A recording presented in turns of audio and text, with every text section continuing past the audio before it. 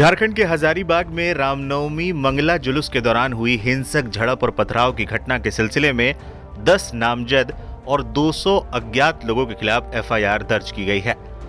संसदीय कार्य मंत्री राधाकृष्ण किशोर ने बताया कि हजारीबाग में धार्मिक जुलूस के दौरान आपत्तिजनक गाना बजाने को लेकर 2 समुदायों के बीच झड़प हुई थी।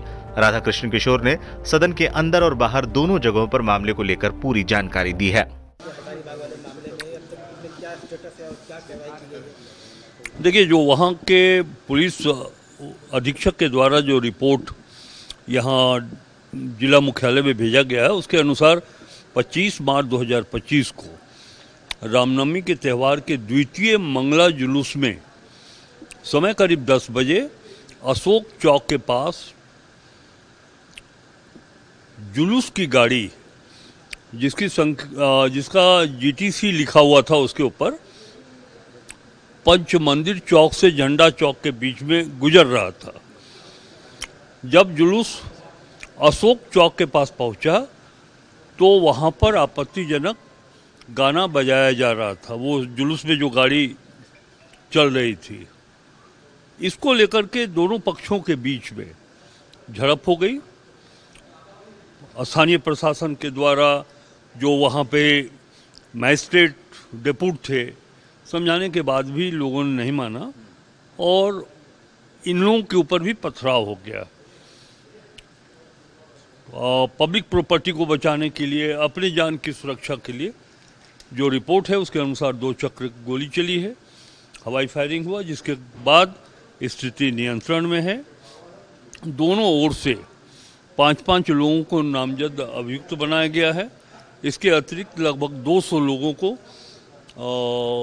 गैर नामजद अभियुक्त बनाया गया है अज्ञात लोगों पर, और स्थिति नियंत्रण में है प्रतिवेदन के अनुसार।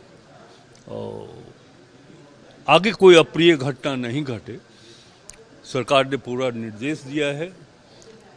स्थानीय जो जिला प्रशासन के अधिकारी हैं और मुख्यालय, पुलिस मुख्यालय को भी काफ़ी गंभीरता से वो इस कांड पर नज़र रखे, ये उन्हें बताया गया है। इससे पहले हजारीबाग में धार्मिक जुलूस को कथित तौर पर निशाना बनाकर किए गए पथराव की घटना को लेकर विधानसभा में भी हंगामा हुआ था।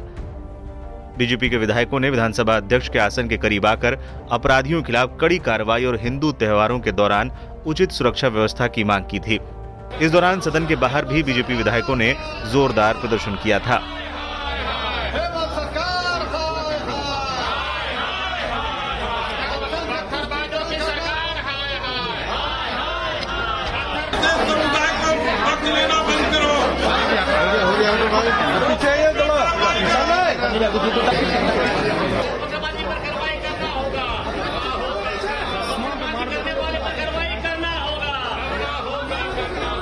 हजारीबाग में धार्मिक जुलूस के दौरान आपत्तिजनक गाना बजाने को लेकर हुई झड़प के बाद डीजीपी अनुराग गुप्ता ने भी मीडिया से बात करते हुए कहा कि डीजे पर आपत्तिजनक गाने नहीं बजने दिए जाएंगे।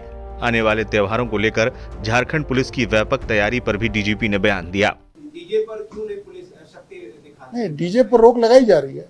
ये हमारा जो हम लोगों ने निर्देश दिए जिला के एसपी को, उसमें एक निर्देश ये भी है कि डीजे पे किसी प्रकार का भड़काऊ गाना, भाषण, गीत, स्लोगन को ना बजाया जाए, जिससे कि लोगों के अंदर में एक गुस्सा, भय या रिएक्शन का माहौल बने। इसको ये एक इम्पोर्टेंट पॉइंट है, हम लोग इसको सुनिश्चित करेंगे। डीजे के बारे में जो आपने बोला, इसको हम लोग देखेंगे कि डीजे पे इस प्रकार के कोई भड़काऊ गाने, गीत या स्लोगन इत्यादि ना बजाया जाए, जिससे कि किसी की भावना को आहत पहुंचे। टोटल सर कितने मजिस्ट्रेट आप लोग सर कोऑर्डिनेट कर रहे हैं? मजिस्ट्रेट लॉ एंड ऑर्डर में कितने मजिस्ट्रेट आप लोगों के साथ? गिनती ऐसे करना असंभव है, परंतु हर जिले के अलग अलग है। जैसे फॉर एग्जांपल रांची में मुझे बताया जा रहा था करीब 250 लाइसेंसी और करीब इतने ही गैर लाइसेंसी जुलूस निकलते, करीब 500। रांची का एग्जाम्पल है। तो जो बड़े शहर रांची, हमारे जो जहाँ पे ज़्यादा संख्या में जुलूस आते हैं उसमें रांची, जमशेदपुर, हजारीबाग, कुछ हद तक गिरिडीह, और ये सारे हमारे थोड़े अधिक संवेदनशील हैं, क्योंकि इन शहरों में बड़ी संख्या में ग्रामीण बच्चे, महिलाएं भी आते हैं। और हमने एसपी को विशेष निर्देश दिया है कि देखा जाता है कि जुलूस के ख़त्म होने के बाद जब महिला बच्चे जब अपने घर की ओर जाते हैं तब उनकी सुरक्षा पर विशेष ध्यान देने की आवश्यकता है। तो हमने एसपी को बोला है कि ध्यान रखेंगे, सुनिश्चित करेंगे कि जो दूर गांव देहात से महिलाएं कोई कार्यक्रम को देखने आई हैं वो सुरक्षित अपने घर तक पहुंच जाए। इसको सड़क में पेट्रोलिंग होती रहनी चाहिए, पुलिस की उपलब्धता होती रहनी चाहिए। प्लस मैंने ये भी बोला है कि जो बल को छोटी छोटी टुकड़ियों में बांट करके पूरे क्षेत्र में ना उसको बांटे, बल्कि उसको बड़ी संख्या में मोबाइल रूप में, जिसको हम लोग कहते हैं फोर्स मल्टीप्लायर, कहीं भी घटना घटे तुरंत 20 हमारी पुलिस की गाड़ियां, हमारी पूरी फोर्स लाठी party, tear gas, water cannon के साथ पहुंच जाए ताकि कोई भी उपद्रवी अपनी शरारत को अंजाम ना दे सके। ये हमारा प्लान है। सर, हजारीबाग में अभी क्या स्थिति है और क्या फैक्टर्स है जिसकी वजह से ये स्थिति उत्पन्न हुई? सीक्वेंस ऑफ इवेंट एक बार बता दीजिए, क्योंकि हमारे पास अभी पुलिस की तरफ से ऑफिशियल कुछ नहीं है। हम देंगे उसको, उसके लिए मैंने ऑलरेडी रिपोर्ट मांगी हुई है। सीक्वेंस ऑफ इवेंट हम आपको, मैं एसपी को बोल देता हूँ, उसको रिलीज कर देंगे। देखिए, हजारीबाग में जो घटना घटी नहीं होनी चाहिए। मैं जैसे कहता हूँ कि यदि राज्य को बांटा जाए तो दो तरह के घटना, एक है एक्सपेक्टेड, एक अनएक्सपेक्टेड। एक्सपेक्टेड मायने ऐसे ट्रबल स्पॉट जो पूर्व से चिन्हित है, जहाँ पर की घटनाएं हो सकती हैं। तो हजारीबाग वाली घटना भी ऐसी जगह पर है जहाँ पे मतलब पूर्व में हो चुकी हैं घटनाएं। तो इन जगहों पर तो घटनाएं बिल्कुल नहीं होनी चाहिए। दूसरा अनएक्सपेक्टेड, कोई ऐसा गांव है, कोई ऐसा मोहल्ला जहाँ पूर्व का कोई इतिहास नहीं है, क्या घटना घटी।